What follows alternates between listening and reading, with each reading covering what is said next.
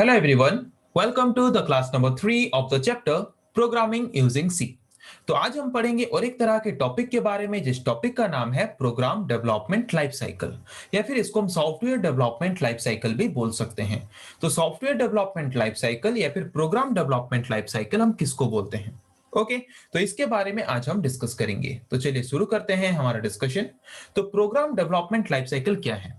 मतलब सपोज आपको कभी एक सॉफ्टवेयर अगर डेवलप करना है, तो सॉफ्टवेयर डेवलप करने के लिए हम कोई ना कोई प्रोग्रामिंग लैंग्वेज यूज करते हैं। तो कोई भी ना भी कोई प्रोग्रामिंग लैंग्वेज हम यूज क्यों ना करें, तो वहां पे कोई भी सॉफ्टवेयर अगर हम डेवलप करते हैं तो सॉफ्टवेयर डेवलप करने का एक प्रॉपर स्टेप होता है, एक सीक्वेंस ऑफ स्टेप्स होते हैं। उन्हीं सीक्वेंस ऑफ स्टेप्स को हम फॉलो करके क्या करते हैं, सॉफ्टवेयर डेवलप करते हैं।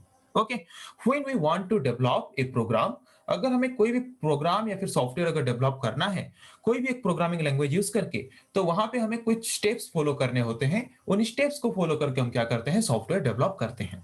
और जो स्टेप्स हम फॉलो करते हैं एक सॉफ्टवेयर डेवलपमेंट करने के लिए या फिर एक प्रोग्राम डेवलपमेंट करने के लिए, उन्हीं स्टेप्स को हम क्या बोलते हैं, फेजेस। और उन्हीं स्टेप्स और फेजेस के कलेक्शन को हम क्या बोलते हैं, प्रोग्राम डेवलपमेंट लाइफ साइकिल या फिर software development life cycle.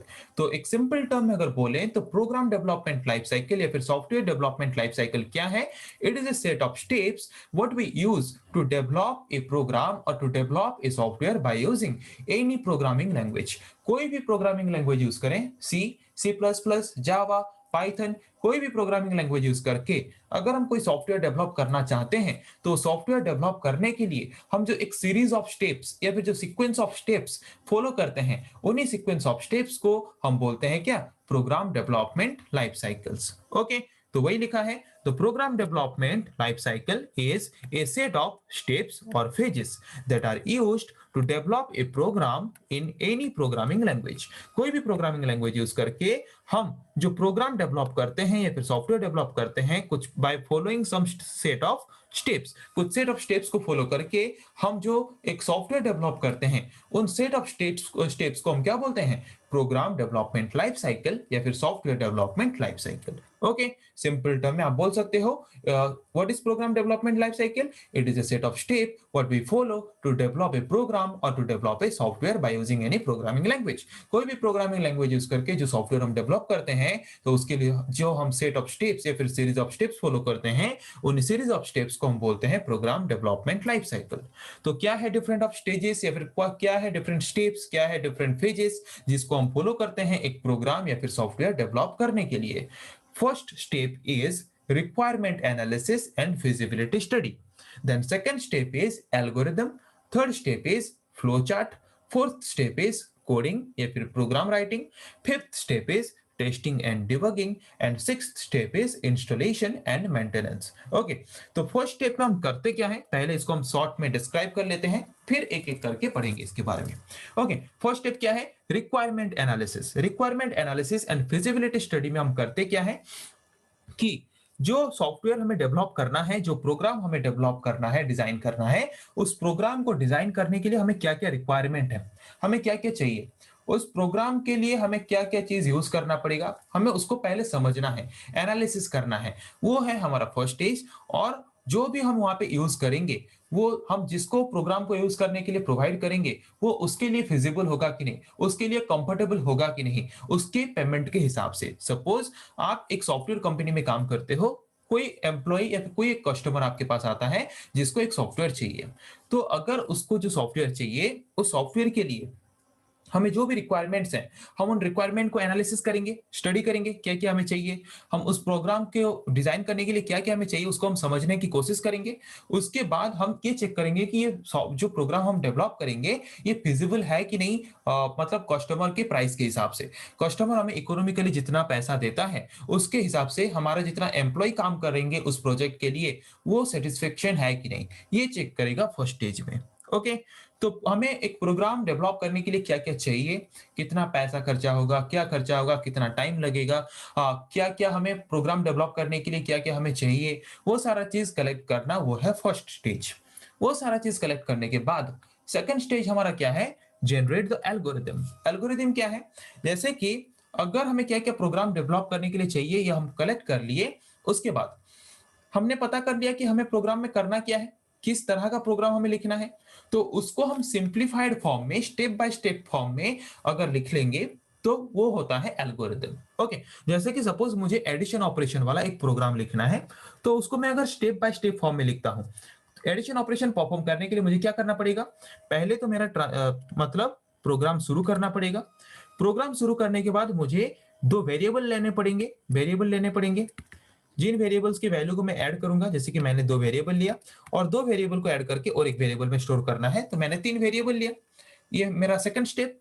Third step है कि मुझे ए और बी का वैल्यू इनपुट लेना है, ये मेरा थर्ड स्टेप है। फोर्थ स्टेप क्या है कि मुझे ए और बी को ऐड करके सम में स्टोर कर देना है, ये मेरा फोर्थ स्टेप है। फिफ्थ स्टेप क्या है, सम का वैल्यू जो निकला उसको मुझे प्रिंट करके एज ए आउटपुट दिखा देना है। ओके, प्रिंट कर लिया, जो रिजल्ट मुझे चाहिए था रिजल्ट मिल गया, काम खत्म। अभी ट्रांजैक्शन को हम करेंगे क्या, एंड। तो यहाँ पे मैंने टोटल जो मेरा जो प्रोग्राम मुझे करना था, उस प्रोग्राम को मैंने सिंप्लीफाइड फॉर्म में, स्टेप बाय स्टेप फॉर्म में लिख लिया।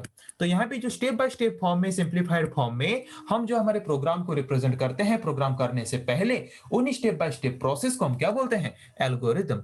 तो एल्गोरिदम फेज में हम क्या करते हैं, हमारे प्रोग्राम हमें जो करना है कोई भी प्रोग्रामिंग लैंग्वेज यूज करके, उससे पहले स्टेप बाय स्टेप फॉर्म में इजीएस्ट वे में उसको रिप्रेजेंट करने के लिए हम यूज करते हैं एल्गोरिदम को। अगर हम एल्गोरिदम के फॉर्म में रिप्रेजेंट कर देते हैं और उसके बाद कोई भी प्रोग्रामिंग लैंग्वेज यूज करें, हर एक प्रोग्रामिंग लैंग्वेज के लिए एल्गोरिदम सेम होता है। ओके, तो एल्गोरिदम में हमने क्या किया, स्टेप बाय स्टेप के फॉर्म में हमारे प्रोग्राम को रिप्रेजेंट कर दिया। तो स्टेप बाय स्टेप के फॉर्म में एल्गोरिदम में हमने जो रिप्रेजेंट किया हमारे टोटल प्रोग्राम को सिंप्लीफाइड फॉर्म में, उसको डायग्रामेटिक फॉर्म में रिप्रेजेंट करते हैं हम नेक्स्ट स्टेप में, जिस फॉर्म को बोला जाता है फ्लो चार्ट। फ्लो चार्ट में हम क्या करते हैं कि एल्गोरिदम हमने जो बनाया है, उसी एल्गोरिदम को हम डायग्रामेटिक स्ट्रक्चर को यूज करके क्या करते हैं, डायग्राम के फॉर्म में रिप्रेजेंट करते हैं। तो डायग्राम के फॉर्म में रिप्रेजेंट करने के बाद उसके बाद आता है ओरिजिनल प्रोग्रामिंग फेज, जहां पे हम कोई ना कोई प्रोग्रामिंग लैंग्वेज यूज करके क्या करते हैं, एल्गोरिदम और फ्लो चार्ट को बेस करके प्रोग्राम लिखना शुरू करते हैं। कोई भी प्रोग्रामिंग लैंग्वेज यूज हो सकता है, सी, सी प्लस प्लस, जावा, पाइथन, एनी प्रोग्रामिंग लैंग्वेज हम यूज कर सकते हैं प्रोग्राम को करने के लिए। ओके, हर एक प्रोग्रामिंग लैंग्वेज के लिए एल्गोरिदम और फ्लो चार्ट सेम होता है। ओके, तो इसीलिए हम यहां तक डिजाइन इजीली कर सकते हैं, ये ना जाने कि किस तरह का प्रोग्रामिंग लैंग्वेज हमें यूज करना है। हमने हमारा एल्गोरिदम और फ्लो चार्ट डिजाइन कर लिया, जिस तरह का प्रोग्रामिंग लैंग्वेज हमें यूज करना है उसी तरह का प्रोग्रामिंग लैंग्वेज यूज करके हम क्या करेंगे, फोर्थ स्टेप में प्रोग्रामिंग करेंगे। प्रोग्रामिंग करने के बाद जरूरी नहीं कि प्रोग्राम हमारा पूरा 100% सही होगा, एरर आ सकता है, मिस्टेक्स हो सकते हैं। तो इसके लिए हम करेंगे क्या, टेस्टिंग। टेस्ट करेंगे कि एरर है क्या, उसके बाद जो एरर निकला उस एरर को रेक्टिफाई करने के लिए हम करेंगे डिबगिंग प्रोसेस, एरर को सही करने की कोशिश करेंगे। एरर को सही करने के बाद जिस कस्टमर ने हमें ये एप्लीकेशन या फिर प्रोग्राम या फिर सॉफ्टवेयर बनाने को बोला था, उसके कंप्यूटर में हम इसको इंस्टॉल करेंगे। इंस्टॉल करके उसको यूज करने की फैसिलिटी प्रोवाइड करेंगे। वो यूज करते वक्त अगर कुछ एरर्स आते हैं, कुछ प्रॉब्लम्स आते हैं, तो उन प्रॉब्लम्स को सॉल्व करेंगे हम मेंटेनेंस फेज में।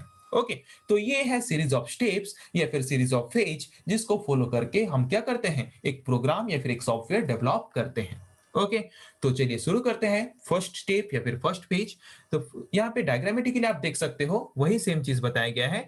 First we have to requirement the analysis the requirement, after analysis the requirement then we have to write the algorithm of that program. Algorithm लिखेंगे, एल्गोरिदम लिखने के बाद एल्गोरिदम को बेस करके फ्लो चार्ट बनाएंगे। Flow chart को face करके फिर क्या करेंगे, फ्लो चार्ट को बेस करके जिस भी तरह का प्रोग्रामिंग लैंग्वेज हम यूज करना चाहते हैं उसी तरह का प्रोग्रामिंग लैंग्वेज यूज करके हम कोडिंग करेंगे। कोडिंग करने के बाद उसको टेस्ट करेंगे सही से काम कर रहा है कि नहीं। अगर कुछ एरर है तो डिबगिंग प्रोसेस के द्वारा उन एरर्स को सही करेंगे। सही करने के बाद उसको यूजर को प्रोवाइड कर देंगे, कस्टमर को। कस्टमर के कंप्यूटर में उसको इंस्टॉल करने के बाद वो उसको यूज करेगा, और यूज करने के बाद अगर कुछ एरर आता है तो उसको मेंटेनेंस करेंगे। ओके, तो ये है टोटल प्रोसेस, ये है टोटल एक सॉफ्टवेयर डेवलपमेंट प्रोसेस। इसको हम एचडीएलसी या फिर पीडीएलसी बोल सकते हैं, सॉफ्टवेयर डेवलपमेंट लाइफ साइकिल या फिर program development life cycle. Okay, तो एक एक करके शुरू करते हैं हर एक फेज के बारे में। फर्स्ट फेज या फिर फर्स्ट स्टेप क्या है, requirement analysis and feasibility study. तो इस फेज में या फिर इस स्टेप में होता क्या है, in this phase the requirement of the program are analysed. जो प्रोग्राम हमें करना है, जो सॉफ्टवेयर हमें डेवलप करना है, तो उसके लिए हमें क्या क्या रिक्वायरमेंट है उसको हम एनालिसिस करते हैं। उसको हम स्टडी करते हैं, उसको समझने की कोशिश करते हैं इस स्टेज में। Okay, in this phase we need to understand the problem. इस स्टेज में हमें समझना पड़ेगा कि हमारा जो टास्क है, उस टास्क को हमें कैसे करना है, वो टास्क है क्या, क्या करना है हमें। उसके बाद उस टास्क को समझने के बाद, उस टास्क को करने के लिए हमें क्या क्या रिक्वायरमेंट्स है, क्या क्या चाहिए, उसको एनालिसिस करेंगे। क्या क्या चाहिए उसको यूज करने के बाद आउटपुट किस तरह का आना चाहिए, फिर उसको एनालिसिस करेंगे। ये सारा चीज होता है हमारा फर्स्ट स्टेज में।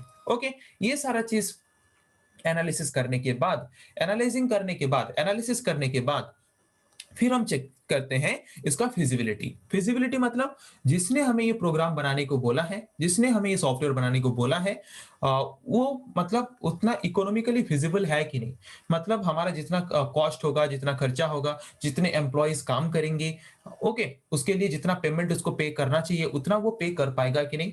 हम जो प्रोग्राम उसने हमें डेवलप करने को दिया है, उस प्रोग्राम डेवलप करने के लिए जितना कॉस्ट, जितना इकोनॉमिकल खर्चा होगा, उस खर्चा को वो दे पाएगा कि नहीं, वो फिजिबल होगा कि नहीं, उसको चेक करते हैं हम फर्स्ट स्टेज में। ओके, और जनरली अगर हम खुद के लिए कुछ प्रोग्राम डेवलप कर रहे हैं तो वहां पे फिजिबिलिटी स्टडी की जरूरत नहीं है। वहां पे हम सिर्फ करते हैं रिक्वायरमेंट एनालिसिस, और रिक्वायरमेंट एनालिसिस में हम देखते हैं कि हमें एक प्रोग्राम डेवलप करने के लिए मतलब किस तरह का प्रोग्राम हमें करना है, उसको समझते हैं। समझने के बाद उस प्रोग्राम को करने के लिए हमें क्या क्या रिक्वायरमेंट्स हैं उसको एनालिसिस करते हैं। क्या क्या रिक्वायरमेंट एनालिसिस करने के बाद किस तरह का आउटपुट आना चाहिए उसको भी एनालिसिस करते हैं। ये है हमारा फर्स्ट स्टेप। फर्स्ट स्टेप में क्या क्या हमें चाहिए, क्या मतलब हमारा जो प्रोग्राम है किस तरह का प्रोग्राम है, उस प्रोग्राम को कैसे करेंगे, उसके लिए क्या क्या रिक्वायरमेंट्स हैं, आउटपुट कैसे आएगा, ये सारा चीज हम एनालिसिस करने के बाद फिर आते हैं सेकंड फेज में। सेकंड फेज या फिर सेकंड स्टेप हमारा क्या है, एल्गोरिदम। जो भी प्रोग्राम हमें करना है उस प्रोग्राम को हमने क्या किया, एनालिसिस कर लिया। हमें पता चल गया कि क्या है प्रोग्राम, हमें क्या प्रोग्राम करना है, उसको हम क्या करेंगे, स्टेप बाय स्टेप फॉर्म में रिप्रेजेंट करेंगे इजीएस्ट वे में। ओके, एल्गोरिदम क्या है, algorithm is a step by step process to solve a problem. मतलब हमें जो प्रॉब्लम सॉल्व करना है, हमें जो प्रोग्राम डिजाइन करना है, उसको पूरा प्रोग्रामिंग लैंग्वेज, प्रोग्रामिंग कोडिंग करने से पहले उसको एक simplified step by step form में हम जो रिप्रेजेंट करते हैं उसको हम क्या बोलते हैं, एल्गोरिदम। तो एल्गोरिदम हमेशा शुरू होता है स्टेप 1 से और खत्म होता है स्टेप n से। मतलब कितना स्टेप लगेगा हमें पता नहीं। ओके, किसी में 5 स्टेप लग सकता है, किसी में 6 स्टेप लग सकता है, किसी में 10 स्टेप लग सकता है। स्टेप का कोई पता नहीं कि कितना स्टेप लगेगा।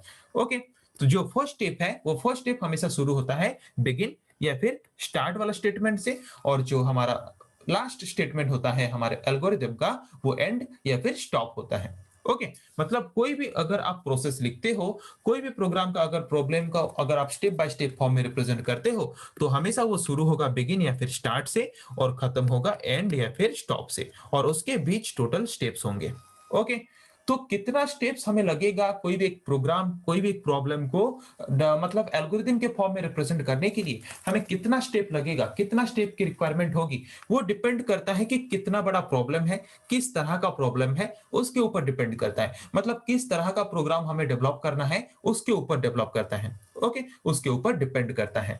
The number of steps of N algorithm depends upon the requirement of a problem statement. हम जो प्रॉब्लम स्टेटमेंट या फिर हम जो प्रोग्राम डेवलप कर रहे हैं उसके लिए कितना स्टेप की रिक्वायरमेंट्स हैं उसके ऊपर डिपेंड करता है कि कितना स्टेप होगा हमारे एल्गोरिदम में स्टेप बाय स्टेप फॉर्म में उसको रिप्रेजेंट करते वक्त।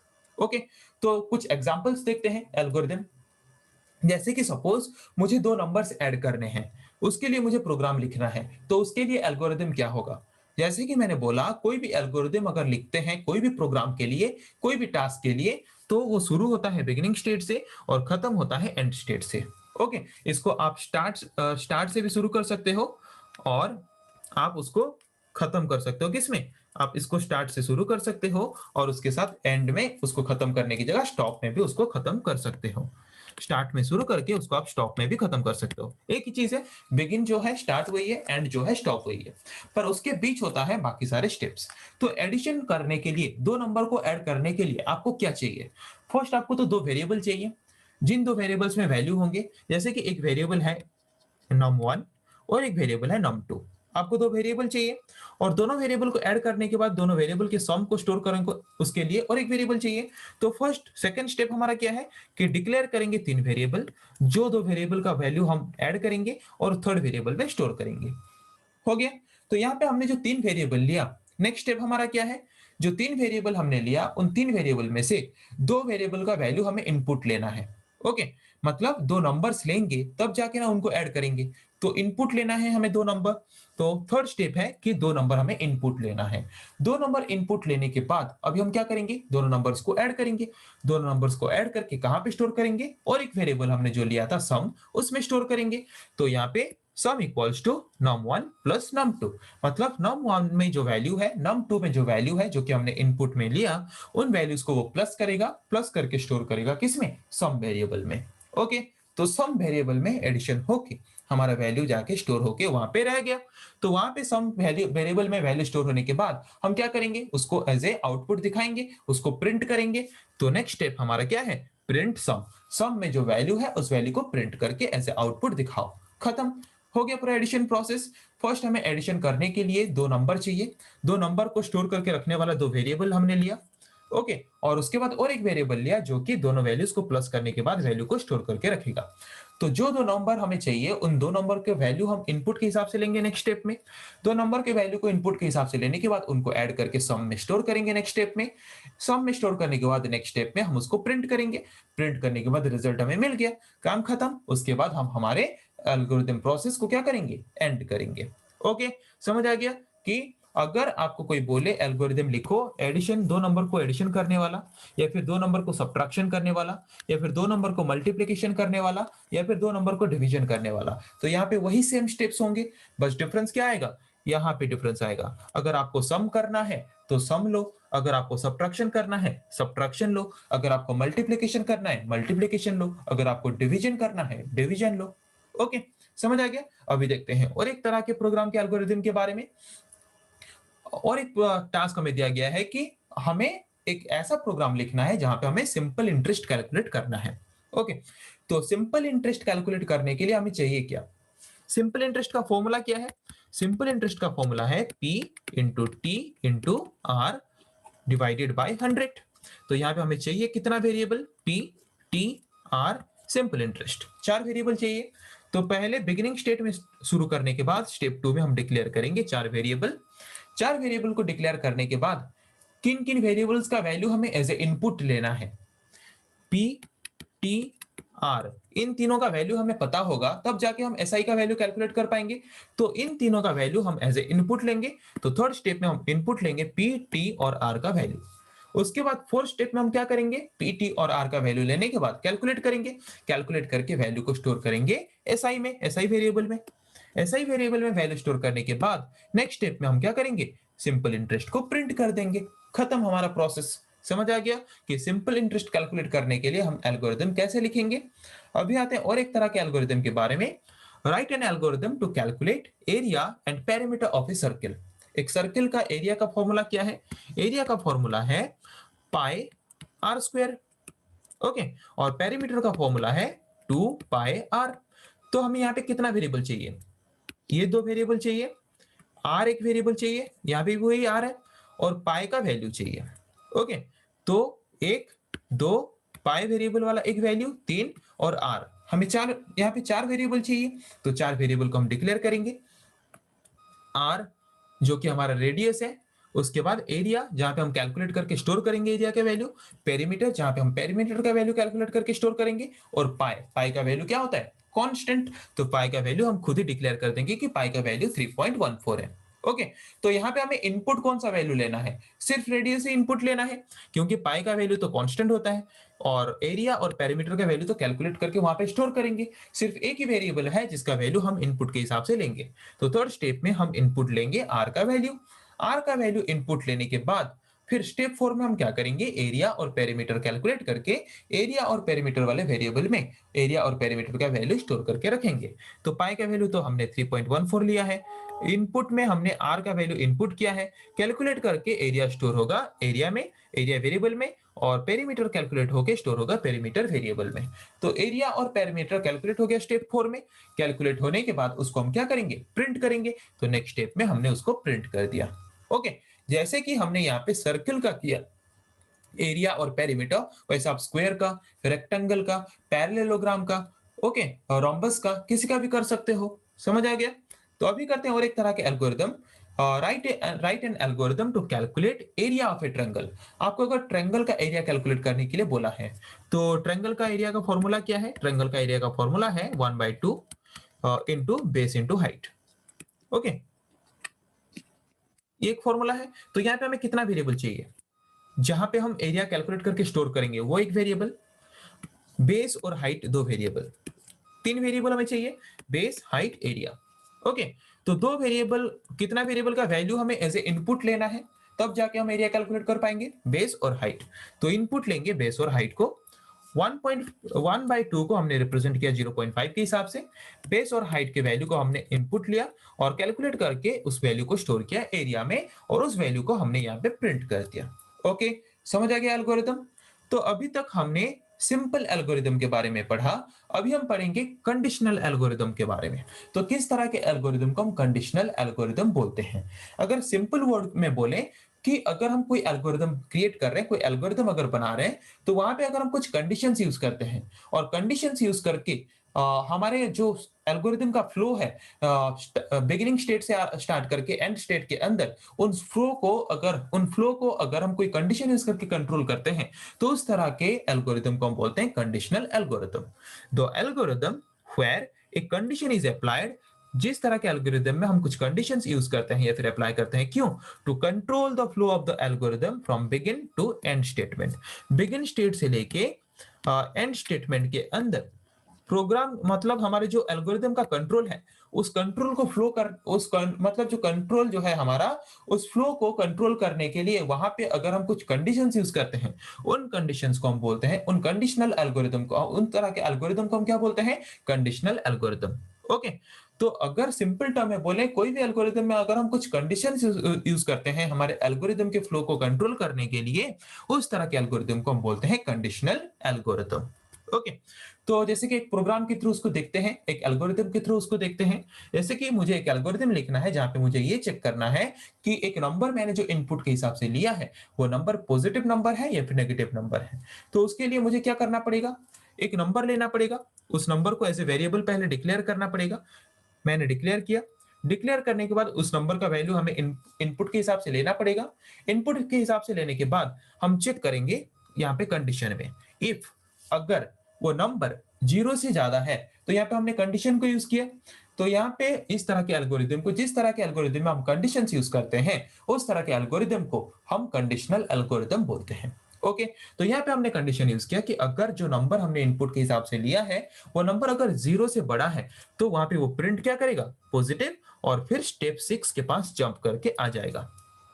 ओके, तो अगर नंबर पॉजिटिव निकला तो पॉजिटिव प्रिंट कर देगा, उसके बाद हमारा टोटल स्टेटमेंट का एग्जीक्यूशन खत्म। पर अगर जो नंबर हमने लिया है, वो नंबर अगर 0 से बड़ा नहीं है, सपोज मैंने -5 लिया, तो ये 0 से बड़ा नहीं है, तो वो क्या करेगा? प्रिंट नहीं करेगा। प्रिंट ना करके आएगा कहाँ पे? एल्स में। और एल्स में जो आएगा, एल्स के अंदर जो है उसको प्रिंट करेगा। क्या प्रिंट है? नेगेटिव। नेगेटिव प्रिंट करेगा और उसके बाद एंड स्टेट में आ जाएगा। पर अगर ये नंबर पॉजिटिव होता, तो ये कंडीशन यहाँ पे सही होता, और कंडीशन अगर सही होता तो उसके अंदर जो स्टेटमेंट है उसको प्रिंट करता, और प्रिंट करके कहाँ पे जंप करता? Jump to step 6। स्टेप 6 में जंप करके आ जाता। तो समझ आ गया कि अगर कोई कंडीशन वाला एल्गोरिदम आपको लिखना है तो कैसे लिखना है। उसके बाद आते हैं और एक तरह के कंडीशन वाला एल्गोरिदम। यहाँ पे हमें क्वेश्चन दिया गया है कि write an algorithm to check whether a number is even और ऑड। एक नंबर हमने लिया है, वो नंबर इवन है या फिर ऑड है, उसको चेक करना है। तो नंबर हमने लिया, डिक्लेयर किया, उसका इनपुट लिया, वो नंबर हमने लिया और चेक किया, अगर वो नंबर, जो नंबर हमने लिया है, उस नंबर को अगर हम 2 के द्वारा डिवाइड करते हैं और अगर उसका रिमाइंडर 0 आता है, मतलब वो एक इवन नंबर है, तो वहां पे वो प्रिंट क्या करेगा? Even. If num mod 2, mod symbol का काम क्या है? ये रिमाइंडर हमें प्रोवाइड करता है। तो अगर रिमाइंडर 0 आता है, मतलब अगर कोई भी नंबर को हम 2 के द्वारा डिवाइड करते हैं और अगर उसका रिमाइंडर 0 आता है, मतलब वो एक इवन नंबर है। तो यहाँ पे अगर हम कोई भी नंबर को 2 के द्वारा डिवाइड करते हैं और उसका रिमाइंडर अगर 0 आता है, तो क्या प्रिंट करेगा? इवन। तो अगर इवन नंबर आया तो इवन प्रिंट करके स्टेप 6 में जंप करके आ जाएगा, मतलब एंड स्टेट में आ जाएगा। पर जो नंबर हमने लिया है, वो नंबर अगर ये कंडीशन सही नहीं होता, तो कहां पे आएगा? एल्स के पास आएगा, और एल्स के अंदर जो स्टेटमेंट है उसको प्रिंट करेगा। एल्स के अंदर क्या स्टेटमेंट है? और। तो सपोज एक एग्जांपल लेते हैं, जैसे कि एक नंबर मैंने लिया 5। Okay, 5 mod 2। अगर मैं 5 को 2 से डिवाइड करता हूं तो कितना आ रहा है रिमाइंडर? 1। पर रिमाइंडर कितना आना चाहिए? 0। मतलब कंडीशन हमारा फॉल्स हो गया। तो कंडीशन अगर फॉल्स हो गया तो आएगा कहां पे? स्टेप 5 में। और स्टेप 5 में एल्स के अंदर जो है उसको प्रिंट करेगा। क्या प्रिंट करेगा? ऑड। पर अगर हम एक वैल्यू लेते हैं 4, उसको अगर डिवाइड करते हैं तो रिमाइंडर कितना आता है? 0। मतलब कंडीशन सही है। तो अगर कंडीशन सही है तो उसके अंदर जो स्टेटमेंट है उसको प्रिंट करेगा। प्रिंट करने के बाद क्या लिखा गया है? प्रिंट करने के बाद जंप टू स्टेप 6। स्टेप 6 में सीधा जंप करके आ जाएगा और एल्स वाले स्टेटमेंट को एग्जीक्यूट करने की उसको जरूरत नहीं है। समझ आ गया? तो अभी आते हैं और एक तरह के एल्गोरिदम के बारे में, जिस तरह के एल्गोरिदम को हम बोलते हैं nesting of algorithm. Nesting of algorithm हम किस तरह के एल्गोरिदम को बोलते हैं? कंडीशनल एल्गोरिदम हम किस तरह के एल्गोरिदम को बोलते हैं? जिस तरह के एल्गोरिदम में हम कंडीशंस यूज करते थे उस तरह के एल्गोरिदम को हम बोलते थे कंडीशनल एल्गोरिदम। पर नेस्टिंग ऑफ एल्गोरिदम हम किस तरह के एल्गोरिदम को बोलते हैं? एक एल्गोरिदम के अंदर अगर हम एक एल्गोरिदम के अंदर अगर हम एक कंडीशन के अंदर और एक कंडीशन अगर यूज करते हैं तो वहां पे हम उस तरह के एल्गोरिदम को बोलेंगे nesting of algorithm. Okay, the algorithm where a condition within a condition is applied. जिस तरह के एल्गोरिदम में हम एक कंडीशन तो यूज करते हैं, उस कंडीशन के अंदर अगर और एक कंडीशन लेते हैं तो वहां पे उस तरह के एल्गोरिदम को हम बोलते हैं क्या? उस तरह के एल्गोरिदम को हम बोलते हैं नेस्टिंग ऑफ एल्गोरिदम। अगर कोई भी एल्गोरिदम में हम एल्गोरिदम में बिगिनिंग स्टेट से लेके एंड स्टेटमेंट तक उस एल्गोरिदम को फ्लो को कंट्रोल करने के लिए अगर हम एक कंडीशन के अंदर और कंडीशंस अगर यूज करते हैं तो उस तरह के एल्गोरिदम को हम बोलते हैं नेस्टिंग ऑफ एल्गोरिदम। क्या लिखा है? The algorithm where a condition within a condition is applied. जिस तरह के एल्गोरिदम में हम एक ही कंडीशन के अंदर अगर और कंडीशंस यूज करते हैं, क्यों? To control the flow of the algorithm. Beginning state से एंड स्टेटमेंट तक एल्गोरिदम के फ्लो को कंट्रोल करने के लिए अगर हम हमारे एल्गोरिदम में एक कंडीशन के अंदर अगर और एक कंडीशंस को यूज करते हैं तो उस तरह के एल्गोरिदम को हम बोलते हैं नेस्टिंग ऑफ एल्गोरिदम। ओके, तो इस तरह के एल्गोरिदम का एग्जांपल देख लेते हैं। यहाँ पे एक क्वेश्चन है। क्वेश्चन क्या है? Write an algorithm to check whether a number is divisible by 6 or not। एक क्वेश्चन दिया गया है, हमें एक ऐसा एल्गोरिदम लिखना है जहां पे हमें ये चेक करना है कि एक नंबर हमने जो लिया है वो नंबर जो नंबर हमने इनपुट के हिसाब से लिया है वो नंबर 6 के द्वारा डिविजिबल है या नहीं। ओके, तो यहाँ पे अगर हम इसको नेस्टिंग ऑफ एल्गोरिदम के फॉर्म में रिप्रेजेंट करना चाहते हैं तो पहले तो हम एक नंबर डिक्लेयर करेंगे, उस नंबर को एज ए इनपुट लेंगे, ये नॉर्मल है। उसके बाद मैंने लिया एक कंडीशन कि पहले मैं चेक करूंगा ये नंबर जो मैंने लिया है वो नंबर 2 के द्वारा डिवाइड हो रहा है कि नहीं। अगर 2 के द्वारा डिवाइड हो रहा है मतलब उसका रिमाइंडर 0 आएगा। तो अगर 2 के द्वारा डिवाइड हो रहा है फिर हम उसको चेक करेंगे कि 3 के द्वारा डिवाइड हो रहा है कि नहीं। ओके, अगर एक नंबर 2 के द्वारा 3 के द्वारा दोनों के द्वारा डिवाइड होता है तो वहां पे हम कंफर्म होंगे कि वो नंबर डिविजिबल बाय 6 है और हम प्रिंट करेंगे वहां पे that number is divisible by 6। और उसके बाद हम स्टेप 6 में सीधा जंप करके आ जाएंगे एंड स्टेट में। पर अगर दोनों में से कोई एक भी कंडीशन अगर सही नहीं होता, दोनों में से अगर कोई एक भी कंडीशन गलत हो जाता है तो जंप करके आ जाएगा कहां पे? एल्स स्टेट में। और एल्स में अंदर जो है उसको वो क्या करेगा? प्रिंट करेगा।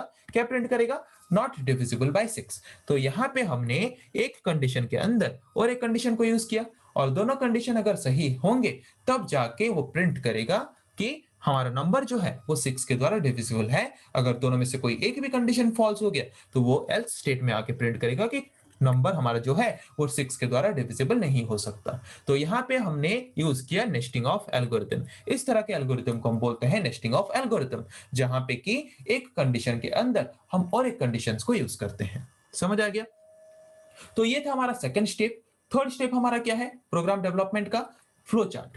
कि एल्गोरिथम में हमने जो स्टेप बाय स्टेप फॉर्म में उसको रिप्रेजेंट किया था उसको अगर हम डायग्रामेटिक फॉर्म में रिप्रेजेंट करना चाहते हैं तो उसको रिप्रेजेंट करते हैं हम जिस डायग्रामेटिक फॉर्म में, उस डायग्राम को हम बोलते हैं flow chart. The diagrammatic representation of an algorithm is called flow chart. Diagrammatic representation में अगर हम रिप्रेजेंट करते हैं हमारे एल्गोरिथम को उसको हम क्या बोलते हैं? उसको हम फ्लो चार्ट बोलते हैं। तो जबकि हम फ्लो चार्ट में एल्गोरिथम को डायग्रामेटिक फॉर्म में रिप्रेजेंट करते हैं तो यहाँ पे हम कुछ सिंबल्स यूज करते हैं। जिन सिंबल्स का काम होता है उसको यूज करके अलग अलग सिंबल्स हम यूज करते हैं अलग अलग तरह के चीजों को रिप्रेजेंट करने के लिए फ्लो चार्ट में। ओके, जैसे कि यहाँ पे आप टेबल देख सकते हो। अगर हम बिगिनिंग स्टेट, जैसे कि हमने एल्गोरिथम में बिगिन और एंड दो स्टेट होता है, तो बिगिन और एंड स्टेट को रिप्रेजेंट करने के लिए हम यूज करते हैं एलिप्स सिंबल को। ओके, अगर हमें कुछ जैसे कि इनपुट और आउटपुट दिखाने के लिए जो प्रिंट सम, प्रिंट एसआई हम लिखते थे वो आउटपुट है, और इनपुट लेते थे वेरिएबल का, तो जो इनपुट या फिर आउटपुट स्टेटमेंट हम लिखते थे उनको रिप्रेजेंट करने के लिए हम यूज करते हैं पैरेललोग्राम सिंबल। और अगर हम कुछ मतलब जैसे कि वेरिएबल डिक्लेयर कर रहे हैं, कोई कांस्टेंट वैल्यू को डिक्लेयर करते हैं, तो वहां पे उनको रिप्रेजेंट करने के लिए यूज करते हैं रेक्टेंगल सिंबल को। कोई कंडीशंस को मतलब रिप्रेजेंट करने के लिए, जैसे कि conditional algorithm, nesting of algorithm, वहां पे कंडीशंस को रिप्रेजेंट करने के लिए हम यूज करते हैं डायमंड शेप। और उसके बाद फ्लो ऑफ डायरेक्शन, मतलब जैसे कि पहले बिगिनिंग स्टेट, उसके बाद आएगा वेरिएबल डिक्लेरेशन, तो ये जो फ्लो है इस फ्लो को रिप्रेजेंट करने के लिए हम यूज करते हैं एरो मार्क।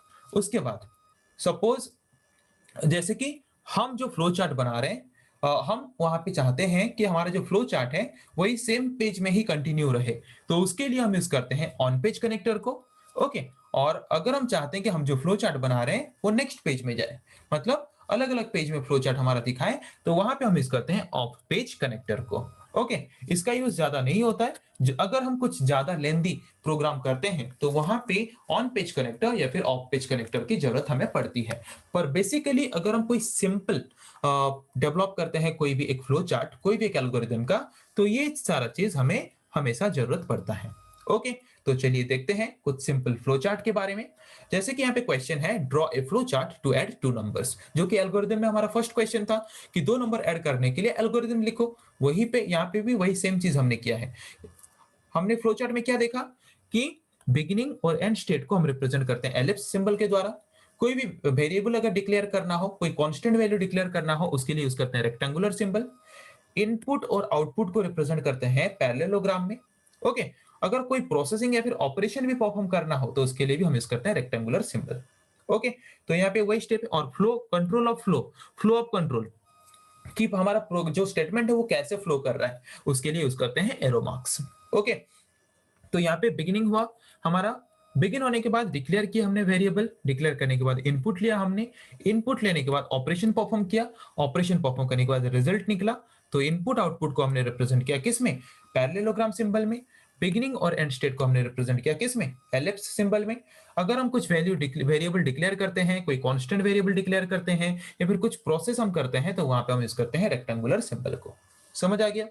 तो अभी देखते हैं और एक तरह के क्वेश्चन। नेक्स्ट क्वेश्चन हमने क्या किया था, सिंपल इंटरेस्ट कैलकुलेट करने वाला। तो सिंपल इंटरेस्ट के लिए पहले हम क्या करते थे, स्टेप 1 हमारा था बिगिनिंग, स्टेप 2 हमारा था वेरिएबल डिक्लेरेशन, थर्ड स्टेप था इनपुट लेना, इनपुट लेने के बाद फोर्थ स्टेप हमारा था प्रोसेसिंग, प्रोसेसिंग करने के बाद फिफ्थ स्टेप था रिजल्ट, सिक्स्थ स्टेप था एंड। वही स्टेप को ही हमने डायग्रामेटिकली रिप्रेजेंट किया है। बिगिनिंग और एंड स्टेट को रिप्रेजेंट करते हैं एलिप्स सिंबल के द्वारा। कोई भी वेरिएबल डिक्लेरेशन, कोई भी कांस्टेंट डिक्लेरेशन या फिर प्रोसेसिंग को रिप्रेजेंट करते हैं रेक्टेंगुलर सिंबल के द्वारा। इनपुट और आउटपुट को रिप्रेजेंट करते हैं पैरेललोग्राम सिंबल के द्वारा।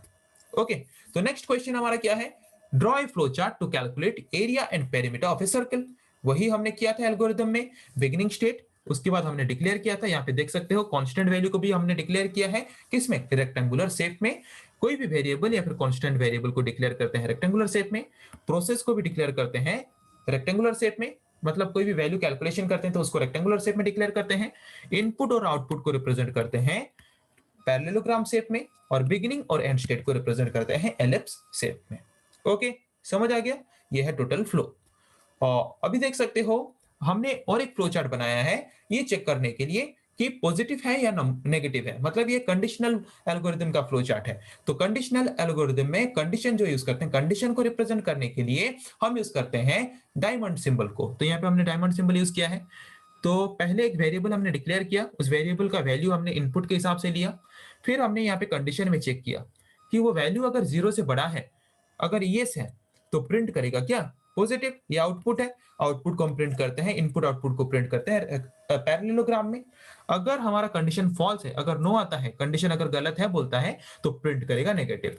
तो रिजल्ट को हमने यहाँ पे रिप्रेजेंट किया पैरेललोग्राम सिंबल में। ओके, और उसके बाद बिगिनिंग और एंड स्टेट को हमने रिप्रेजेंट किया एलिप्स शेप में। समझ आ गया? तो अभी देखते हैं और एक तरह के फ्लो चार्ट, कंडीशनल एल्गोरिथम वाला। Draw a flow chart to check whether a number is even और ऑड, एक नंबर इवन है या फिर ऑड है, उसको चेक करने के लिए हम यूज करते हैं इसको। तो यहाँ पे भी कंडीशन है, तो यहाँ पे कंडीशन हमने क्या दिया है कि अगर हमने जो नंबर लिया है वो नंबर अगर 2 से डिविजिबल होता है और रिमाइंडर अगर 0 आता है, ओके, अगर ये होता है तो प्रिंट करेगा आउटपुट क्या, इवन।